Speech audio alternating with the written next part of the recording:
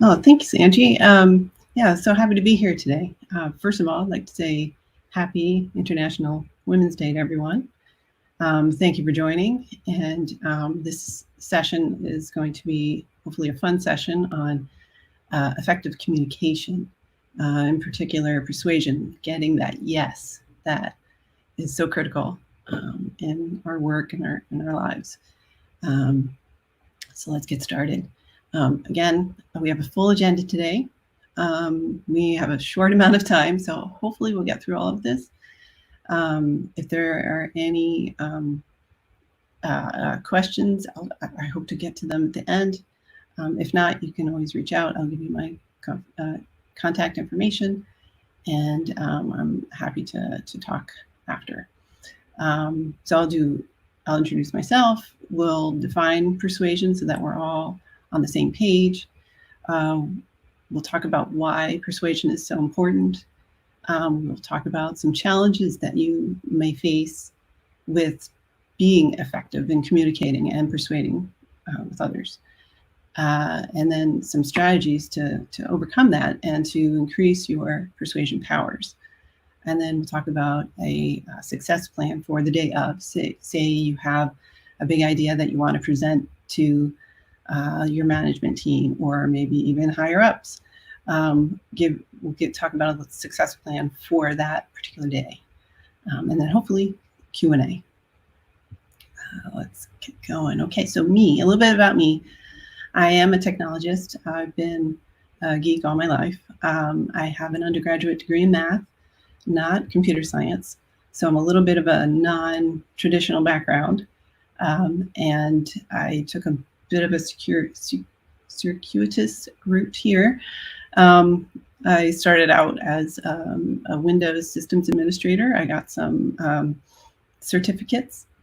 So those boot camps and those certificate courses, they can help you get your foot in the door. And that's how I did that. And then I worked on the Linux side of things as a Linux systems administrator. Got some training in that. Again, certification courses, working kind of on my own, highlighting that on my resume and at interviews and things like that. And then now my focus for the last several years has been more of the cloud platform, engineering and systems administration. So as we mentioned, I'm a DevOps engineer. My current role at Pure Storage, I've been there for about 5 years. Really enjoy it a lot. Moved to the San Francisco Bay Area about 13 years ago. I was originally on the East Coast of the U.S. Grew up in New York, lived in Atlanta for a while, and then moved out to the West Coast of the U.S. near San Francisco about 13 years ago. I'm also a speaker. I've really enjoyed speaking at events like Grace Hopper and E2B, ACMW, and then, of course, Girl Geek X. And I've been a mentor to probably hundreds of techies at this point, mostly people new to tech, and they're so talented, so inspirational. I cannot wait to see what they do next. And it is one of my favorite ways to give back to this community. I mean, it's small, but I think every little bit helps.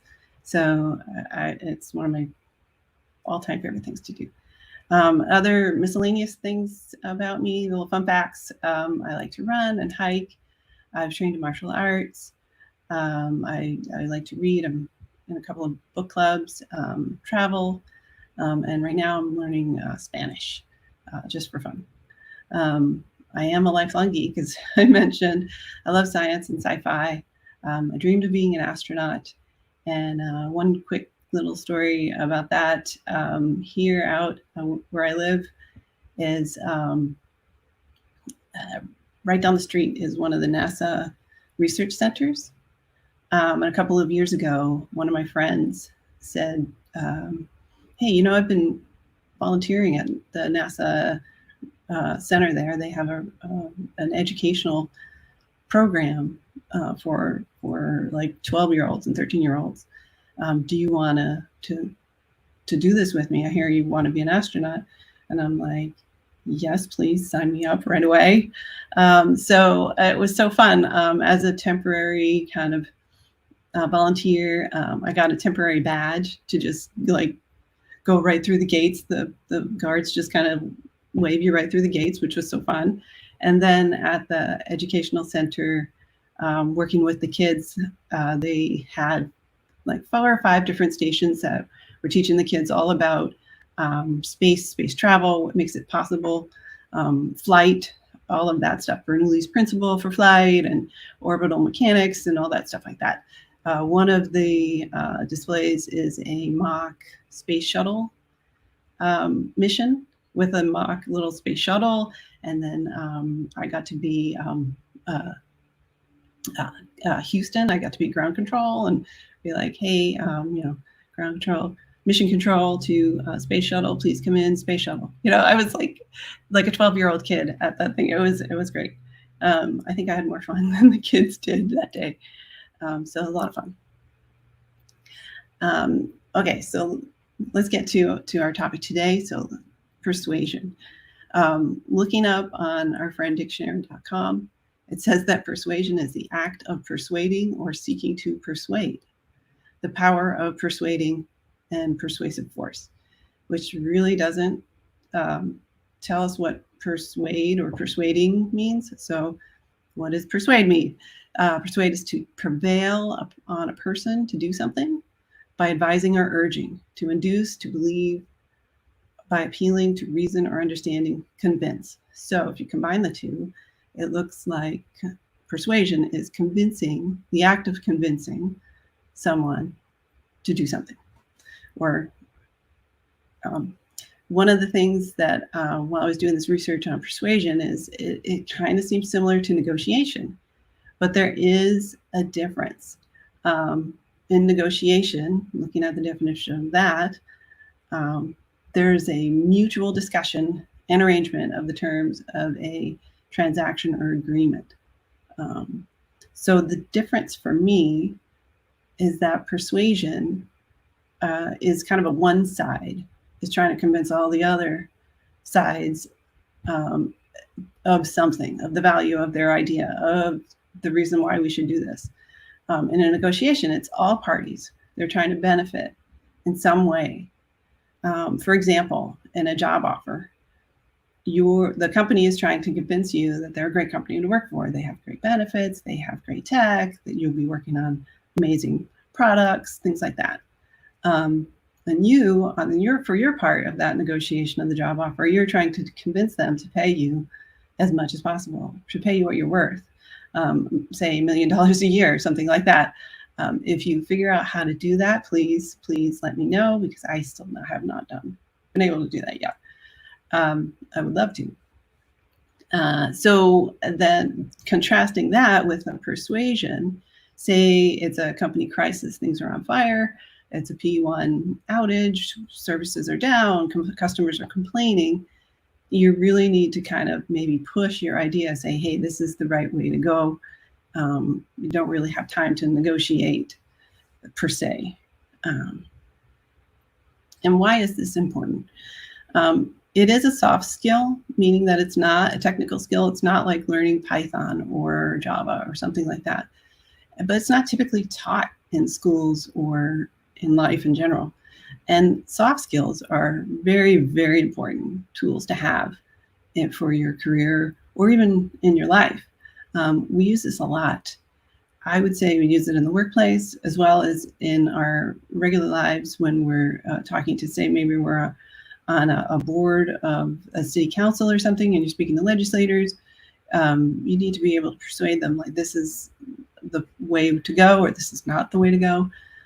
Even parent-teacher meetings, maybe your child needs a little extra help in class, or you're the student and you're working with your professors asking for more time on a project, things like that. And for those of us with kids, I'm sure we use persuasion pretty much every night, trying to convince our kids to go to bed at the appropriate time. Persuasion is needed when you have a new idea, when you have a different opinion than others, when you're working on those key assignments and you need to get a direction on which way to go. It could be the wrong direction to start, but sometimes you just need to get going. Especially when you're asking for a raise or a promotion, definitely need to figure out a way to persuade your manager that, yes, I've done XYZ. Here's the market rate for what I've been doing and things like that. And I highly recommend you do that as at least once a year, or every 1 year or 2 years, something like that. How do we use persuasion? We use it in meetings. We use it in presentations. We even use it in email over Slack, and especially as we discussed in a crisis situation. Some possible personal challenges you might face or think you have. We hear a lot about imposter syndrome, that when you feel like you don't belong because you don't have the skills. Why am I here? They're going to find out I'm a fake, I'm a fraud, I shouldn't be doing this. Maybe you feel like you're the only person in your group of, you're the only woman, say, or the only person of color, the only LGBTQ, whatever that is for you, or maybe you're a cross section of a couple of those. That might be intimidating for you to try and put your ideas forward. Bro culture is a thing. And that might intimidate you as well, especially even cultural differences and societal norms. Say you're from a different country than most of the folks on your team, and you have different cultural expectations and things that might kind of hold you back a little bit. There is good news, I think. If you feel any of these things, in particular imposter syndrome, you are not alone. I've talked to many folks in all levels of companies, directors of engineering for 5,000 person company, and all the way down to individual contributors, and in fact, men, women, all genders. Everybody feels imposter syndrome at some point, especially if you're the new person or if you're new to the industry. If you're new to the company or new to the industry, you are going to feel this way. Keep in mind, that's pretty comforting to know that that's normal to feel that way. Nobody expects you to know everything right away, especially if you're new. And yeah, like I said, we've all been there. So take comfort in that and know that you'll be fine. You do deserve to be here, and we want you here. You've earned your place, and you do deserve to be here. More good news is that more companies are recognizing the importance of diversity, equality, and inclusion programs, and some have sensitivity trainings that are required of their employees. So overall, I would say these challenges are diminishing, and I've been in this industry for many years, and I've seen, for me personally, these challenges going away, which is good news. So here are our strategies for increasing our persuasion. Tailor your message for the different situations that you're in. Is it a crisis or is it a non-emergency? If it's a crisis, it's going to be a very different conversation than if it's a non-emergency and you have the time to think and maybe plan out the project and things like that. Are you talking to a teammate? Are you talking to your manager? Are you talking to the CEO of your company? Very different conversations, because just for the view of that person, the executives are going to get the 10,000 foot view versus your teammate who's right by your side every day. They know the lingo, they know everything that you're doing. That's going to be a very different conversation. Even your manager, they're looking at it from a different point of view than you are. They know the tech, but then they also are a little bit higher in the hierarchy of the company. And so they have a little bit different view of things. So yeah, the words that you use and the message will be a little bit different. Is it going to be in person or video conference? Is it going to be over email or chat? Is this person a tech geek or are they not a tech geek? Or meaning, are they in your industry? I mean, every industry has its own geek speak, I would say. So is this person part of that community or not? It's going to be a different conversation if, say, I, as a DevOps engineer, am talking to a finance person or HR, something like that. So you tailor your message to all these different situations. Try to get into the other person's head and understand their point of view. Anticipate any objections to your idea. Try and see the issue from all angles. This will foster better communication with those people that you're presenting to, assuming that you have time to put together a presentation, and it'll form a more comprehensive case for your idea as well. Master the art of storytelling. So try to share your ideas through compelling stories. And then interesting narratives capture the audience's attention. And doing a time check right now, we only have a couple of minutes, so I'm going to zip through these last few slides pretty quick. If at first your audience is not persuaded, keep an open mind. Ask questions to decipher their point of view and restate your idea in a different way. Use your logic and reasoning.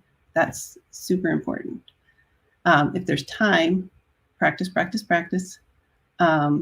Research and rehearse your key points. Pets make a great practice partners. Dogs maybe more than cats. Start small. Use one-on-ones with coworkers or teammates, and build support before the big presentation day. And then at the end of the discussion, even if it's a crisis, make sure that everybody understands the idea and the decision makers have enough information to proceed with their decision. And if there's follow-ups, make sure that you address those and do the work needed for those. Okay, so it's the big day of the presentation. Remain calm. Use your appropriate body language. Like if you're presenting to a room, stand up straight. Try and keep your hands from moving around too much. And these are reminders for myself as well. Use your compelling stories with your logic, your reasoning, and your credible sources. Make sure that the decision makers hear you and you address any concerns that they have. Ask questions if you need to try and understand their point of view, especially if they don't agree with you right away. And keep a positive and curious attitude. After the presentation, take a deep breath and congratulate yourself. Even if your idea isn't implemented, I feel that it's a win for you because you've shown that you're passionate and you're creative. And the next time you present an idea, the folks that have heard you the first time will probably be similar folks. They'll understand and they'll say, hey, Dottie, she has pretty good ideas. She's really excited about what she does and she's creative. Let's hear her out this time. So I think that is a positive for you and a win. And plus you'll have experience as well and be able to get your feedback from there and tweak your presentation for the next time. And then with that, I would like to thank you for attending. If you have any questions, please reach out to me over LinkedIn. And I think we're going to be cut off soon. But thanks so much, everybody. I hope you're having a great time at the conference.